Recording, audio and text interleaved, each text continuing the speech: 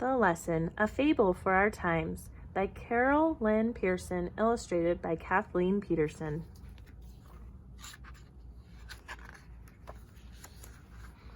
On Robert's first day at school, he had a wonderful time. He swung on the swings, he sang with the other children, he listened to the stories, he loved sitting at a desk and smelling new paper and touching new pencils, and his teacher was very, very nice. One day, Robert's teacher said, "Children, it's time for our lesson. We are now going to learn how to solve a problem. 1 + 1 = what?" Robert was very curious and listened carefully while the teacher explained. Then he raised his hand and said, "The answer is 2. "Right," said the teacher. And Robert was very happy because he had solved the problem. The next day, when the teacher started talking about solving a problem, Robert just stared out the window at a bird that was hopping on a nearby branch because he already knew how to solve a problem. But when his eyes went to the blackboard after the bird flew away, he saw written there, 2 + 2. What? Robert looked at his teacher in surprise. Another problem? "Oh, Robert," the teacher said, twinkling as if she knew some marvelous secret. "This is just the beginning. There are lots and lots of problems." Robert sighed. Then he listened as the teacher explained, and he raised his hand and said, 4. "Right," said the teacher. And Robert smiled because he had solved 2 problems. Every day, when Robert went to school, there were more and more problems to solve, and sometimes Robert said to himself, "This is not fun." But his teacher told him he had to do it anyway, because what he was there for was to learn, and he could have fun at recess and lots of fun after school. And she said, though Robert did not believe her, that after he had solved lots of problems, he would feel even happier than when he slid down the slippery slide. So one by one, Robert solved the problems, and after he solved them, he smiled, and he moved up a grade. Then one day the teacher said, "We are now going to do story problems." "Oh boy," said Robert, "this sounds like fun." He liked stories, so he listened carefully. "If you are outside playing," said the teacher, "and you have 3 cars and 1 truck, and Joey comes along and grabs 2 cars and the truck, how many times should you hit Joey?" Robert thought and thought. 2 times, he said. "Wrong," said the teacher. 3 times, said Robert. "Wrong," said the teacher, and she looked at him with soft, expectant eyes. Robert puzzled over this for a little while. Then his hand shot up, and he said brightly, "I know, no times." "Right," said the teacher, and Robert smiled because he had solved another problem. Robert grew bigger and bigger, and so did his problems. Oh, he loved recess, and he played ball and roller skated with friends after school and had the best time. And the teacher saw to it that they sang and drew pictures and had lots of fun in class. But always there came the problems, and sometimes he slumped down at his desk and said, "I am not enjoying this. Why are you punishing me with all these problems?"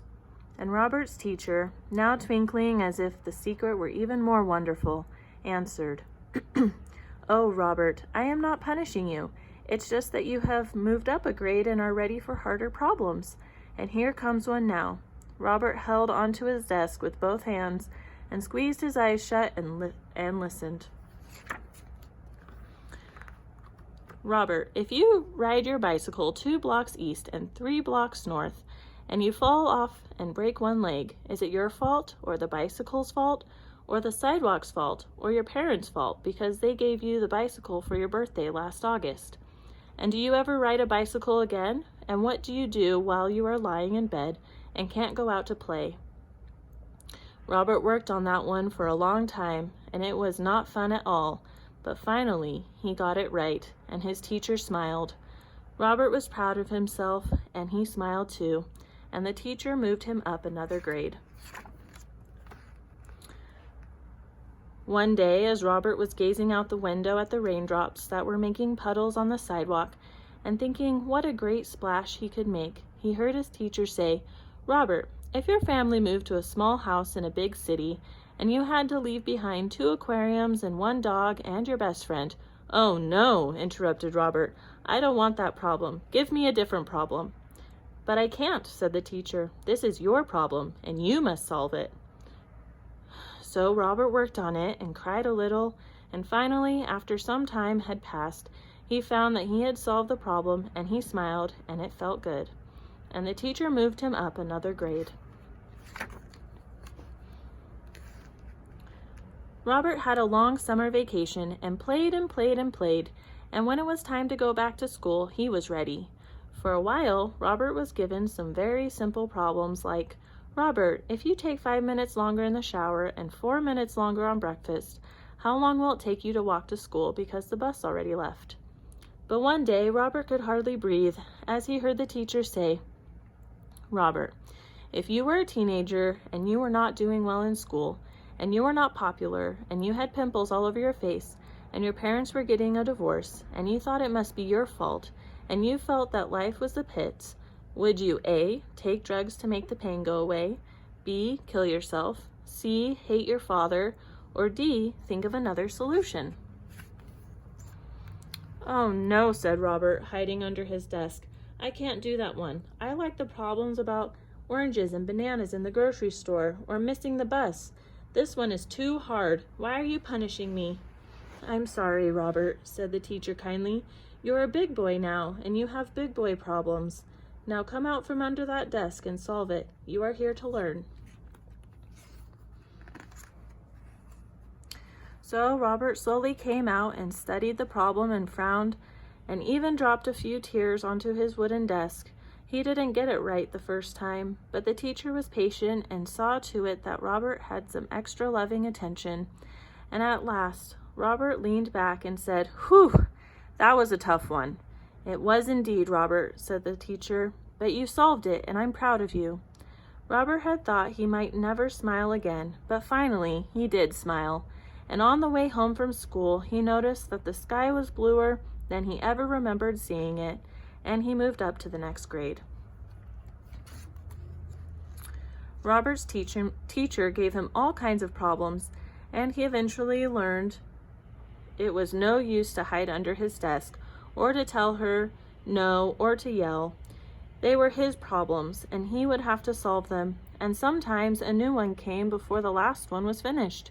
There was recess, and there was weekends, and there were long holidays, but always the bell would ring, and there was his teacher with a new problem, and as soon as he got it solved, you guessed it, he was moved up to the next grade, and it felt good.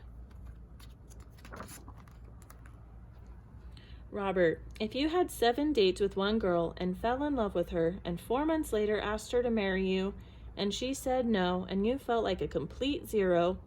Robert, if you really wanted to go to college and it cost $5,000 and you only had $2,000.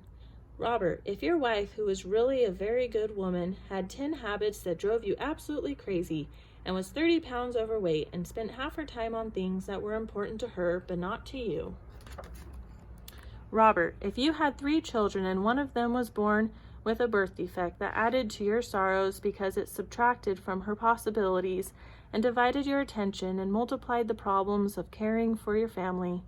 Robert, if you knew that your boss at work was cheating 45 people in 7 states in 12 different ways, and if you said anything, there would be a 92% chance you would lose the best job you'd ever had.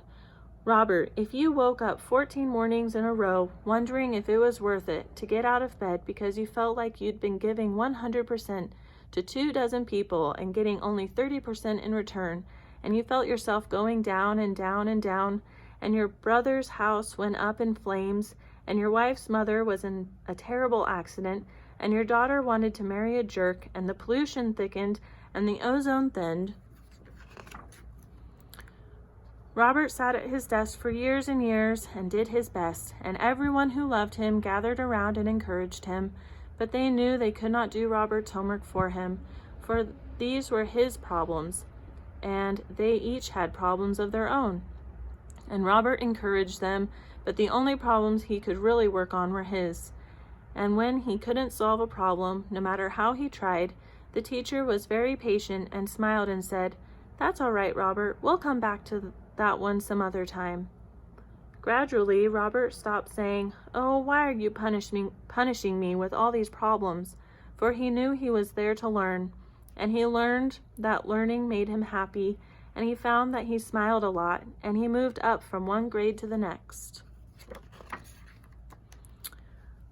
One day, when Robert was a very old man and sometimes dozed off in the classroom, the teacher startled him by saying, "Robert, if your body had 3 heart attacks and 1 missing kidney, and you got weaker and weaker until you could hardly breathe, how much would you have loved, and who would remember you after you were gone?" Robert swallowed hard and sat up straight at his desk and worked on it.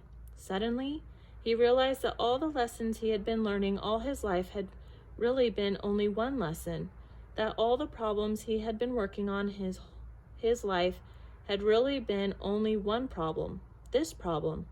"Robert, how much do you love?" Finally, he leaned back and smiled, and the teacher smiled.